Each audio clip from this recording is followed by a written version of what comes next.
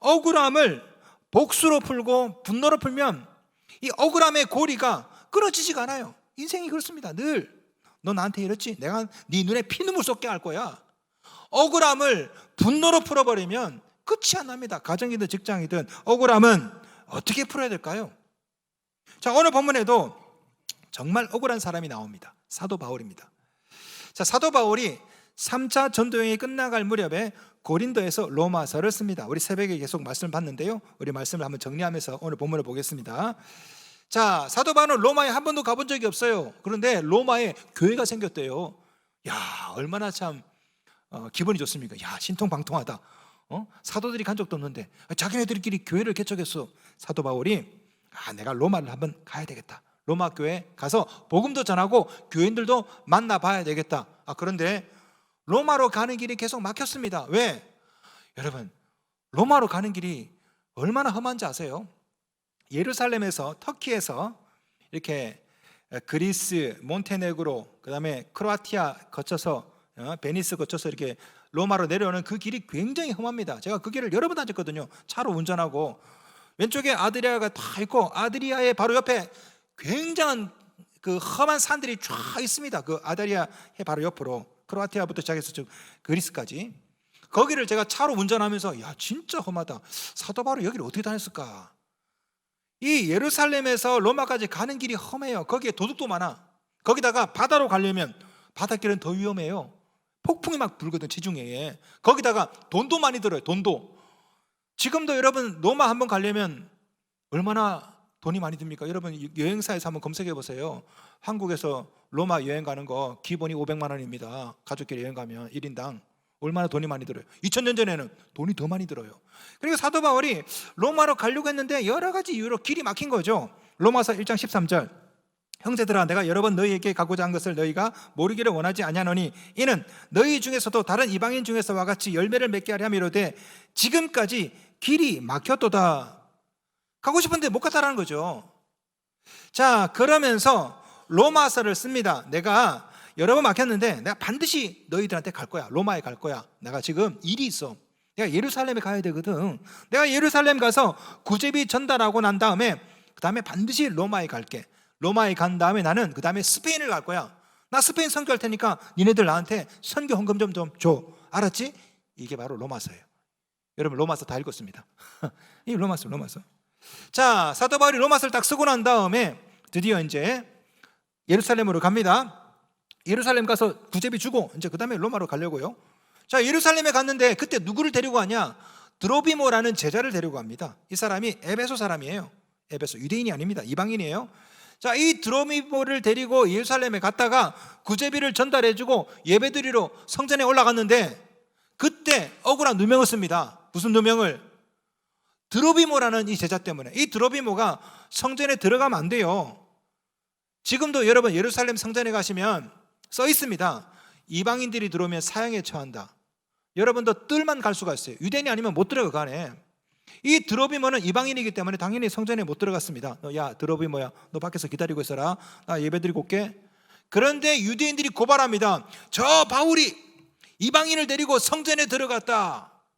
사도 바울을 기소를 해요. 뜻하지 않게 사도 바울이 체포됩니다. 예루살렘에서. 사도 바울이 잘못한 게 없죠. 사도 바울은 예루살렘에 구제비를 전달하러 갔어. 제자 드로비모는 성전에 들어간 적이 없어요. 근데 억울하게 누명을 써서 체포가 되고 구금이 되고 법정에 서게 됩니다. 그리고 6번이나 변론을 하게 돼요. 예루살렘에서 5번, 로마에서 1번, 총 6번 동안 사도 바울이 갑자기 감옥에 갇혀서 변론을 하게 됩니다. 예루살렘 군중 앞에서 변론을 하고 사내들인 공회에서 변론을 하고 벨릭스 유대 총독에게 변호하고 벨릭스 후임 베스도 총독 앞에서 변호하고 그 다음에 나중에 마지막에 아그리파 유대 왕 앞에서 변호하고, 이게 사도행전 22장부터 27장 6장까지 내용입니다. 근데 억울한 일은요, 더 억울한 것은 사도 바울이 억울하게 감옥에 갇혀가지고 자꾸 이제 법정에서 이제 고소고발이 들어오니까 계속 변호하다가 사도 바울이 뭘 밝히냐면 나는 로마 시민권자입니다. 나는 황제에게 재판받겠소. 로마 시민권자는 상소 권한이 있어요. 황제 앞에서 재판받을 권한이 있습니다. 사도 바울은 이중국적자예요. 나는 사실 로마 시민권도 갖고 있어. 나 여기서 재판 안 받고 로마 가서 황제 앞에서 재판 받겠어. 어쩔 수가 없는 거지. 몰랐다고. 그래서 사도 바울이 로마로 가게 되는데 더 억울한 게 뭔지 아세요? 로마로 가기 직전에 아그리빠 왕이 뭐라 말했냐면 이렇게 말합니다. 야, 저도 이번에 설교 준비하면서 처음 알았네. 26장 32절 사도행전 영상 보시면서요. 이에 아그리빠가 베스도에게 이르되 이 사람이 만일 가이사에게 상소하지 아니하였더라면 석방될 수 있을 뻔하였다 하니라. 아그리빠 왕이 사도 바울 케이스를 쭉 보니까 잘못한 게 없어요. 그래서 아그리빠 왕이 야, 제가 풀어줘. 근데 왕이시여 안 됩니다. 왜? 사도 바울이 상소했습니다. 로마 황제에게. 그러니까 아그리빠 왕이 아이고 내가 풀어주려고 그랬는데 안 됐다. 야, 너 로마 가야 되겠다. 그러니까 사도 바울이 그 얘기 들었을 때 얼마나 멘붕이 왔을까? 어라? 아이 조금만 참으면 되는데 이놈의 입이 그냥 조금만 참으면 풀려나는데 아그리빠 왕이 이랬거든. 내가 풀어주려고 그랬는데 너 상소했구나. 너 로마 가라. 참 억울하죠. 그걸 왜 이제 말하지? 자, 사도 바울이 결국 배를 타고 로마로 갑니다. 가이사라 항구에서 출발해서 중간에 크레타 섬, 그레데 섬에 거기에 정착을 합니다. 보니까 날씨가 좋지 않아. 겨울이에요, 겨울. 사도 바울이 이거 배 타고 온 그 로마 병정들, 군인들한테 얘기합니다. 이 지중해는 겨울에 바람이 불고 풍랑이 부니까 이 크레타 섬 여기서 한 3개월만 좀 있다 갑시다. 겨울 지내고. 안 된다고. 빨리 가야 된다고. 굳이 그래가지고 배를 몰고 가다가 아니나 다를까 폭풍이 유라굴로 광풍이 불어가지고 배가 파산합니다. 어디에 도착하냐? 어디가 난파냐면요. 그 이탈리아 보시면 밑에 그 멜리데 섬, 우리 영어로 한글로 몰타 섬이라고 그러죠. 몰타 해변이라고 하잖아요. 멜리데 섬에 거기서 파산합니다. 천신만고 그때 배는 깨지고 사람들은 물에 빠지고 막 헤엄쳐가지고 해변에 나왔어요. 죽을 뻔했다고. 춥잖아요. 해변가에서 나뭇가지를 모아가지고 불을 피우고 있었거든요. 그런데 그 나뭇가지에서 독사가 있었던 거예요. 독사가 나가지고 싹 사도 바울을 물어버린 거예요. 사도 바울이 죽을 뻔했습니다.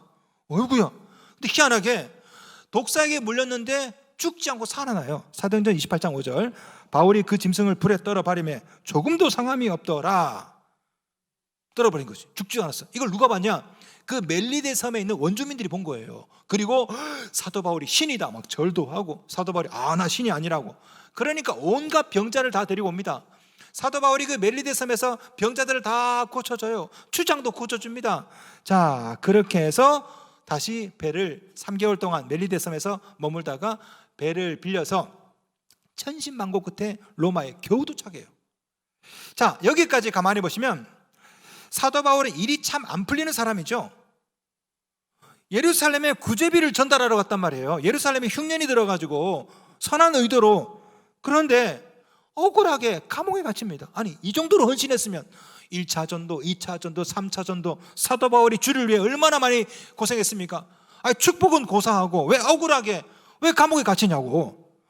드로비모 때문에 고발을 당합니다. 나 때문이 아니라 드로비모 때문에. 얼마나 참 억울합니까? 억울해서 상소를 했는데 알고 보니까 왕은 또 풀어주려고 했다네.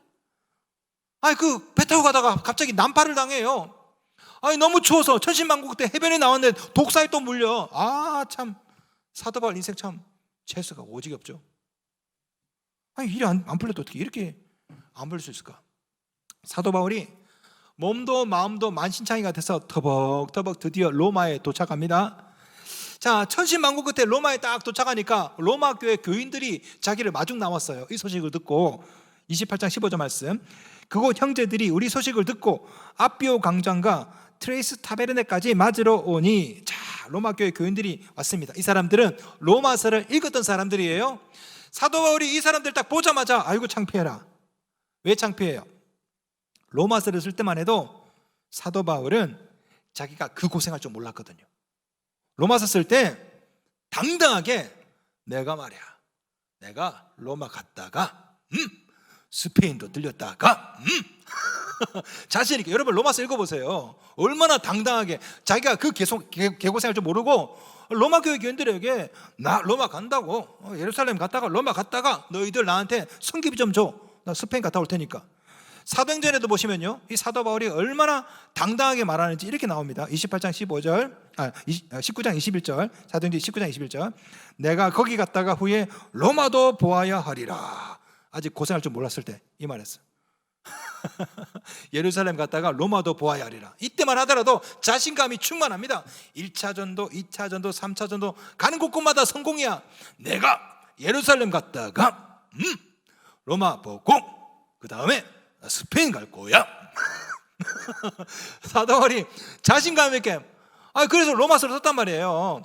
이 로마서를 읽은 교인들이 지금 마중 나왔는데 지금 사도 바울을 보니까 행색이 너무 초라한 거지. 머리는 헝클어져 있고 온몸은 다 너덜너덜하고, 예? 두 손에는 수갑이 딱 채여가지고 옆에 로마 병정이 딱 달아붙어 있고, 로마서를 읽을 때만 하더라도 사도 바울이 당당하게 자신감 있게 나 간다고 했는데 지금 와서 보니까 머리는 헝클어져 있고 그냥 바싹 늙은 노인이 돼가지고 터벅터벅 오니까 사도 바울이 얼마나 부끄러웠을까. 얼마나. 그런데 사도 바울은요, 그들을 보자마자 부끄럽거나 창피한 게 아니라 하나님께 감사했습니다. 28장 15절. 바울이 그들을 보고 하나님께 감사하고. 아니, 뭐가 감사해요? 사도 바울은 억울하다니까. 주를 위해 충성을 했는데 결과가 뭡니까? 죄수가 되어가지고 수갑 차고 왔잖아요. 수갑 차고. 도대체 뭐가 감사해요? 뭐가 감사? 그런데 오늘 보니까 사도 바울은 하나님께 감사했대요. 개역 개정판 말고 이전 성경은 살해했다라고 나옵니다. 살해했다. 감사하고 감사금까지 했다. 여러분, 사도 바울은 이렇게 만신창이가 되고 터벅터벅 로마로 들어왔는데 제일 먼저 한 게 불평이나 원망이 아니라 에이 못해먹겠다 때려쳐야지, 이게 아니라 하나님께 감사했대. 덮어놓고 감사한 거죠. 감사하고 나니까 어떤 일이 생긴 줄 아십니까? 하나님의 섭리를 깨닫게 되었습니다. 하나님의 섭리를. 여러분 잘 보세요. 가만히 보니까 사도 바울이 기도대로 다 됐어. 사도 바울이 예루살렘 가가지고 억울하게 붙잡히는 바람에 사도 바울이 법정에서 5번이나 거기서 변론합니다. 변론. 이스라엘 군중 앞에서, 사내들인 공회 앞에서, 벨릭스 베스토 총독 앞에서, 아그리파 왕 앞에서 변론할 때 사도 바울이 뭘 했냐면요, 자기가 예수 믿게 된 경위부터 얘기했습니다. 내가요 예수를 어떻게 믿게 되었냐면요, 쭉 이게 다 뭐예요? 간증이잖아요. 간증. 예루살렘은 유대교의 총본산입니다. 다른 곳하고 틀려요. 안디옥하고 틀리다고, 빌립보랑 틀리라고. 거기에는 예수 이야기라면 십자가형을 당하는 곳이라고요. 근데 사도 바울은 수많은 사람 앞에서 공식적으로 변론이라는 이름으로 간증을 하고 전도를 하는 겁니다. 생각해보니 감사하네. 변론하는 이유, 그것도 5번이나. 별이 5개가 아니라 변론이 5개, 5번이나. 생각해보니까 로마로 압송되는 것도 감사합니다. 사도 바울이 로마 간다고 그랬잖아요. 로마에 무슨 수로 갑니까? 돈이 많이 드는데 가는 길도 험하고. 그런데 지금 사도 바울은 자기 돈 한 푼도 안 들이고 알아서 로마 황제가 세금 갚고 배 내줘, 사람 붙여줘. 이거 우리 젊은 애들 개꿀이라고 그러죠. 개꿀. 예? 배 내줘, 사람들 옆에 딱 보디가드도 해줘. 얼마나. 배편, 숙식까지 다 로마가 다 제공해줘. 로마로 가는 과정도 감사합니다. 사도 바울이 로마로 갈 때 중간에 크레타 섬, 그레데 섬에 들립니다. 그레데 섬. 나중에 거기에 다시 오죠. 그레데 교회를 세워요. 누구를 맡깁니까? 디도에게 그레데를 맡겨요.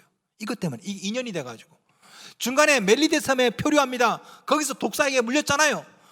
독사에게 물리는 바람에 그거 살아나고, 그걸 보는 바람에 멜리데 섬 사람들 다 예수를 믿어요. 다. 야, 생각해보니까 하나님께 감사하는 순간에 다 이해가 된 겁니다. 야, 이것도 감사하고 저것도 감사하고. 그래서 억울한 일들이었지만 감사하고 나서 보니까 다 은혜인 거죠. 은혜. 사도 바울은 로마에 오자마자 가택연금을 당합니다. 2년 동안 가택연금 당해서 집 밖에 나오지를 못해요. 여러분, 그런데 무슨 일이 생긴 줄 아십니까? 바울의 소문이 사방에 쫙 퍼집니다. 예? 사람들이 찾아옵니다. 사도 바울을 들었어? 예루살렘에서 어떤 사람이 왔는데 죽을 뻔했대. 그런데 그 사람이 무슨 신기한 종교를 가지고 왔다더라. 그러니까 궁금해서 그 집에 찾아온 거예요. 28장 30절. 바울이 온 이태를 2년을 자기 셋집에, 전셋집에 머물면서 자기에게 오는 사람을 다 영접하고, 오는 사람 영접했습니다. 뭐 했을까요? 전도한 거죠. 로마는 큰 도시입니다. 큰 도시라고요.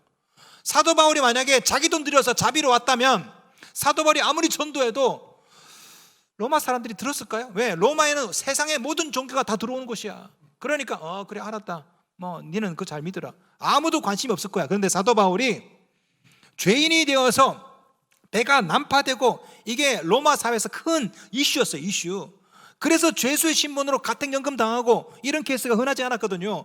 그러니까 로마 시민들 사이에 이게 소문이 나가지고 도대체 일이 어떻게 되는지 들어보러 가자.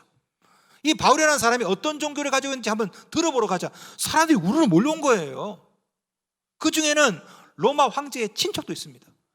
사도 바울은 한 발자국 나갈 필요 없이 가만히 앉아서 오늘 족족 전도한 거죠. 오늘 족족. 다음 전도하고 그 다음 그것도 로마 황제가 집 내죠. 숙식 내 다 해결해줘. 바깥에는 로마 병정들 딱 세워서 시키리트 가대 다 해줘. 그러니까 사도 바울은 가만히 앉아서 전도하면 되는 거예요. 나갈 필요가 없어. 오늘 족족 전도하는 거예요. 족족. 그때는 억울했는데 감사하고 나니까 다 은혜인 거죠. 다 은혜.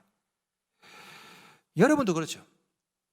여러분도 억울했지만 지나서 돌아보니까 감사한 것, 하나님의 은혜인 것 그거 없습니까? 저는 2015년도에 발칸 선교 우리 몬테네그로 제가 선교할 때 지금도 제가 기억나요. 내 항공권이 취소가 됐어. 항공권이. 그것도 전날에 통보가 왔어요. 당신 항공권이 취소가 됐다고. 그 제가 터키 항공사 전화해가지고 나 가야 됩니다. 근데 설교하고 강의해야 됩니다. 선임 죄송합니다. 1등석을 내드리겠습니다. 그래서 내가 1등석을 타고 왔어. 내가 간증을 몇 번 하는지 몰라. 여러분 안 타봤죠? 1등석. 저는 타봤어요. 이게 500만 원이 넘어. 좌석값이 표가.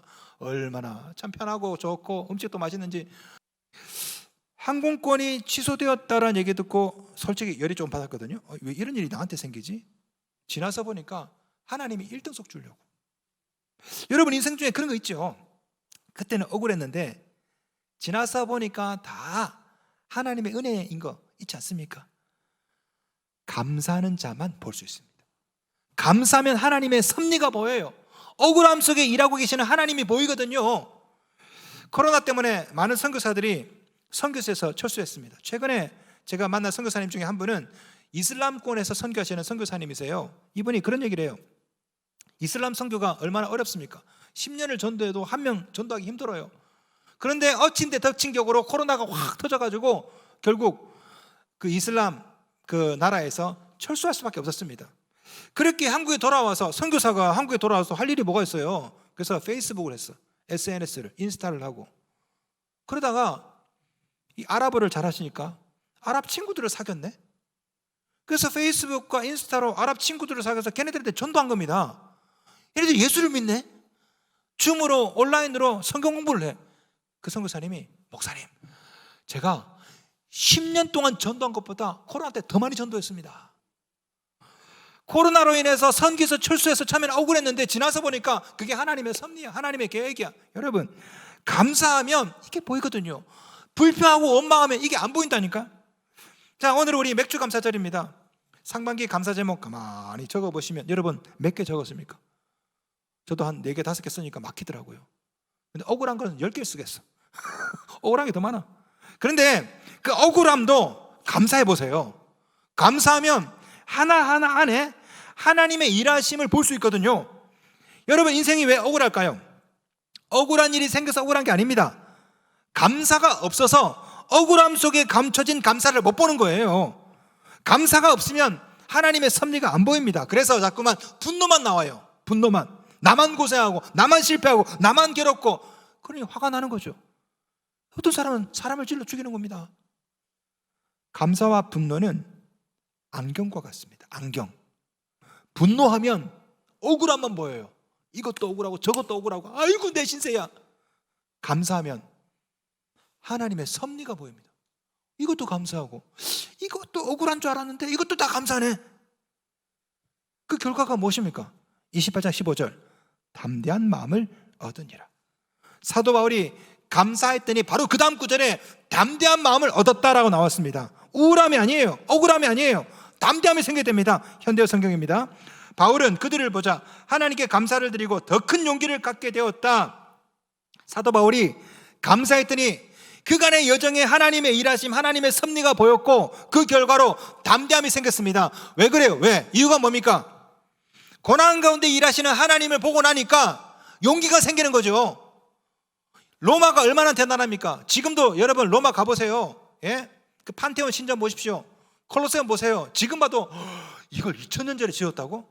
2000년 전에 사도 바울이 갔을 때, 로마에 딱 갔을 때 얼마나 기가 죽었을까? 포로 로마노에 딱 들어가서 대단하다, 대단해. 아마 시골 촌놈이 막 기가 팍 죽었을 것 같아. 그런데 사도 바울이 감사하고 난 다음에 하나님의 섭리를 보고 나니까 로마가 조그맣게 보이는 거야. 황제가 조그맣게 보인다고. 이 위대한 하나님, 날씨를 움직이고 역사를 움직이는 하나님을 보고 나니까 로마가 로마 황제가 아무것도 아니네. 사도 바울 속에 담대함이 생겨서 담대함이. 실제로 사도 바울은 비록 죄수의 신분이지만 담대하게 복음을 전합니다. 28장 31절 하나님의 나라를 전파하며 주 예수 그리스도에 관한 모든 것을 담대하게 거침없이 가르치더라. 가만 보면 우리 주님도 그랬죠.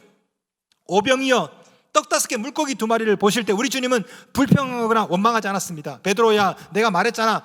왜 이거 왜 안 되겠니? 도시락. 우리 예수님은 원망 불평 안 했어요. 탓하지 않았습니다. 뭐 하셨습니까? 감사하셨어요. 떡 5개 물고기 2마리 두고 감사하셨다고. 그리고 담대하게 제자들에게 나눠줘라 하니까 기적이 생겼습니다. 5,000명이 먹었어요. 5,000명이. 우리 예수님은 떡 5개 물고기 2마리지만 이것이 어떻게 불어날지 아셨거든요. 감사하면 이게 보입니다. 이게 보여요. 이것이 영적인 원리입니다. 감사하면 하나님의 일하심이 보입니다. 그래서 자신감과 용기가 생기는 거죠. 기적은 그런 사람들에게 따라오는 것입니다. 억울함은 분노로 복수로 풀면 안 됩니다. 억울함은 감사로 푸셔야 돼요. 그래야 인생이 역전하는 것입니다.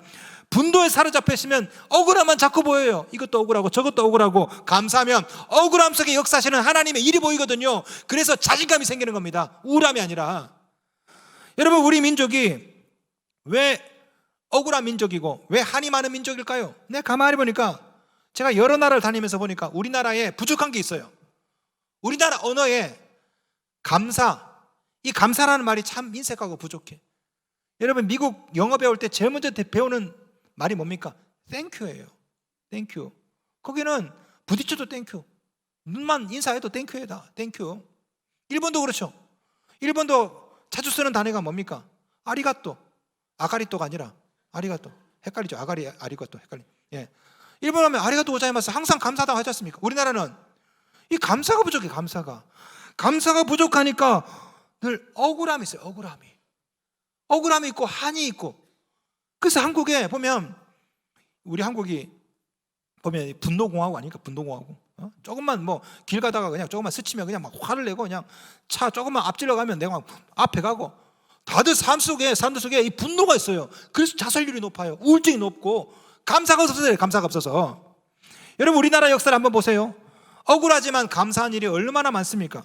나라를 빼앗기기 때문에 사대주의가 청산되고 독립운동하다가 독립정신이 생겼어요. 그렇잖아요? 한국전쟁이 일어났기 때문에, 남북이 분단되었기 때문에 군사강국, 경제강국이 되었습니다. 민주화운동으로 억울하게 죽은 사람 많죠? 그 덕분에 우리나라가 민주화가 일어났어요. 그죠? 수많은 사건 사고가 있었습니다. 그 덕분에 우리나라가 세계에서 제일 안전한 나라가 되었습니다. 우리나라가 제일 안전한 나라죠. 저는 미국에서 6년 살면서 8시 이후에 나가본 적이 없어요. 무서워서. 한국은 11시, 1시에 나가도 괜찮아. 안전하니까. 왜? 사건 사고가 많아가지고. 그거 다 대짜다 보니까. 가만히 보면 억울하지만 감사한 일들이 많거든. 그런데 왜 우리 한국이 헬조선이야? 감사하면 이게 보입니다. 감사하면. 지금 여러분 인생의 억울한 문제는 무엇입니까? 많겠죠, 그죠? 억울함에만 사로잡히면 안 됩니다. 분노에만 사로잡히면 안 돼요. 그러면 여러분 인생은 억울한 인생이에요. 감사해야 하나님의 섭리가 보입니다. 하나님의 섭리를 통해서 여러분 인생을 들여다보면 마치 3D 그림처럼 억울한데 감사한 일들이 확 보이게 될 것입니다. 억울함은 감사로 푸는 것입니다.